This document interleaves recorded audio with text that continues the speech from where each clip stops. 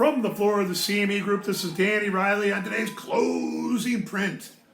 And the name of today's video, traders, S&P 500 futures, buy bonds, sell S&Ps. I want to remind everybody that these are not our father's markets, and nor are these our father's boards or charts. The high of the day in the S&P came in at 21.81.5 on the open. The low came in at 21.73 mid-afternoon. At last, we're 21.74 75. We're down 3.75 handles. Total volume is low. We have less than 1 million minis traded. Now, it was quiet for most of the day. The S&P was stuck in a 6-handle range and finally broke down a little bit, but never got busy.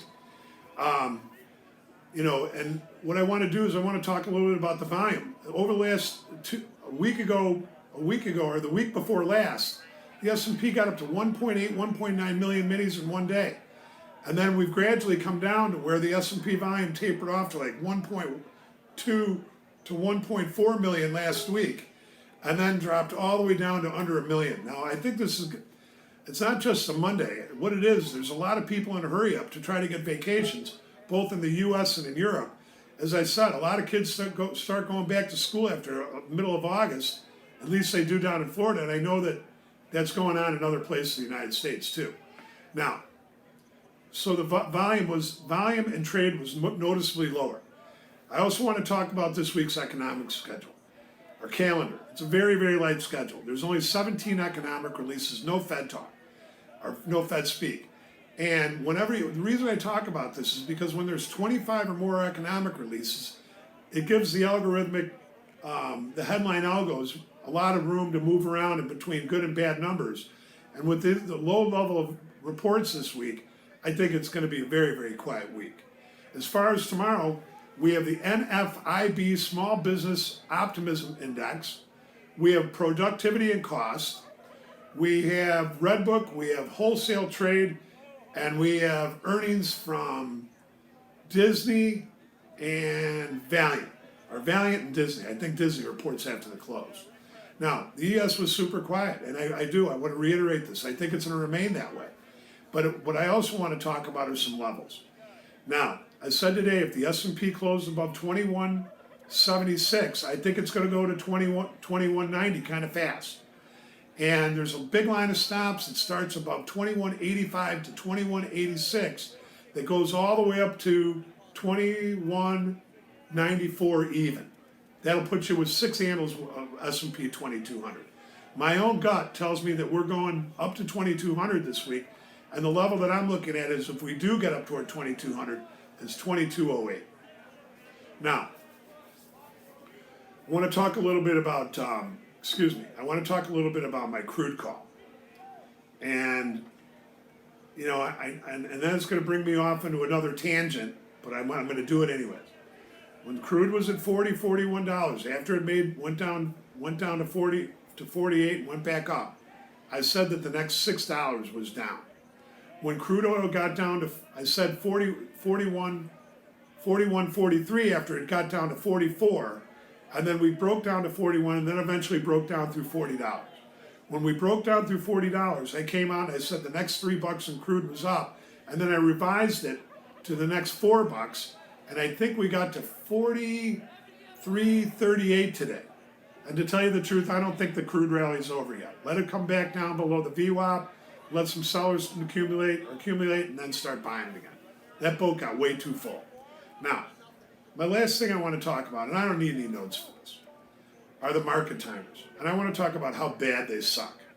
And the reason I want to talk about this is because I go out and I put my ass on the line. If I make bad trades, I admit that I'm wrong. And when I make good trades, no one ever says really much about it. And that's okay, I understand. But the real problem with this is, at Mr. Top Step, we have products that we sell. And I believe that we have it right. We have a 100% return on anything, whether you take the room, whether you take the MIM, whether you take WB, or you take any of the products that we represent. You don't like it, it didn't help you make money, we want to give you your money back. We don't want people walking around talking bad about Mr. Top Step. That's not cool. And we don't want to be caught in that thing where someone paid $10,000 for a lifetime, membership into our room, and the guy blows up, 3 months after he spends the 10 grand. That's for that guy in Chicago that does that stupid shit. But anyways, we don't do any of that stuff. And at the end of the day, what I believe is that these market timers, they should do the same thing that Mr. Top Step does. If you make bad, shitty calls, you help people lose money on your bad, shitty calls and charging them for your service. If that service doesn't make money month to month, these services should return those monies. And I'm going to talk about DeMarc because you know what, DeMarc, and you guys can send this to him. You've had a lot of bad calls.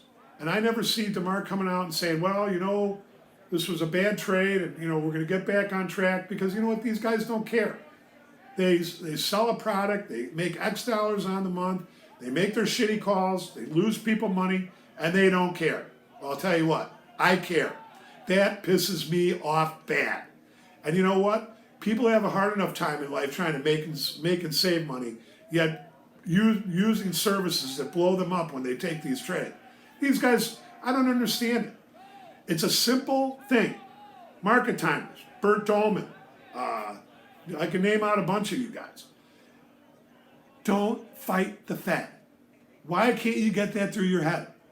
Why can't you get the idea that zero borrowing costs trumps all? And that if all you got to do is wait for the market to sell off a little bit and then dive in and be a contrarian, your services would make money. But no, you guys got to pick tops and call gloom and doom throughout the whole rally.